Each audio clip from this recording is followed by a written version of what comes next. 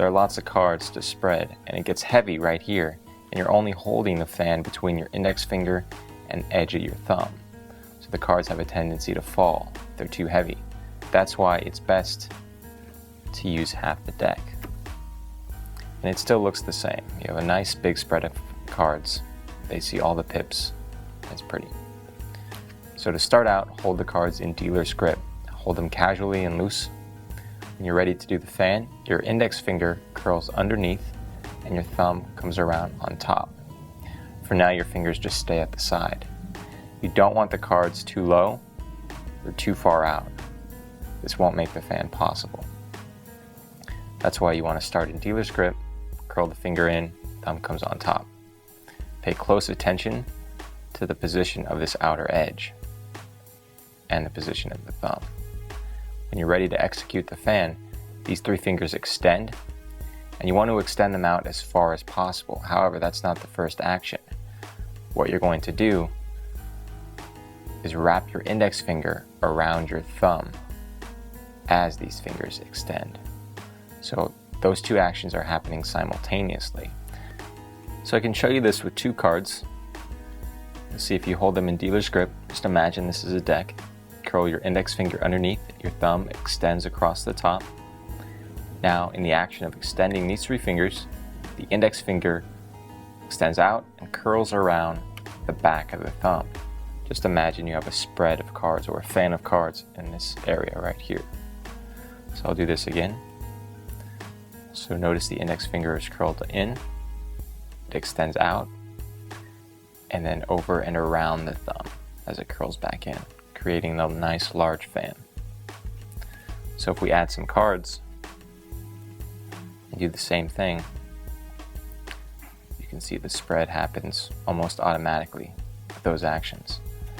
Now, you will have to figure out the exact grip of the thumb and the index finger in relation to each other in order for this to work best for you.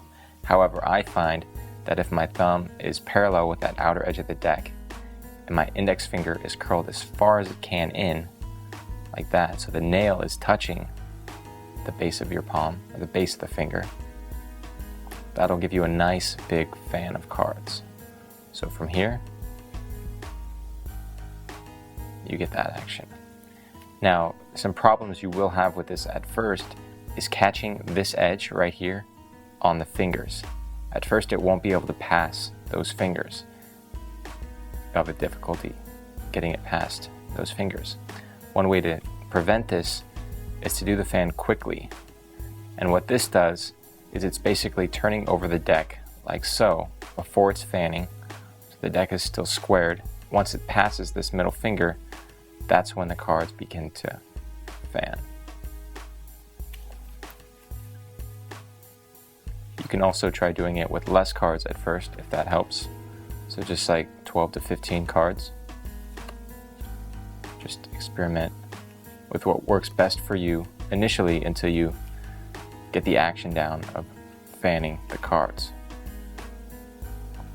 Now when you have a fan, to close it, you're reversing the actions. So you have your fingers extended. As your index finger curls back in, or extends back out, it goes underneath the thumb and then curls back in, closing the fan as these three fingers push the deck together to square it. Let me get some more cards. So the fan is open. Notice my middle finger extends way out and is on this edge. This is going to also allow for support when closing the fan.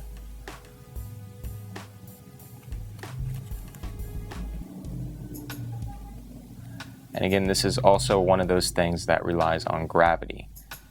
As you can see, it's almost impossible to do slow. You really need the inertia from the open to create the nice large fan, and the inertia from the close to bring the cards together. So in like a switchblade action, the fan is open and then closed. And that's the Carnahan fan.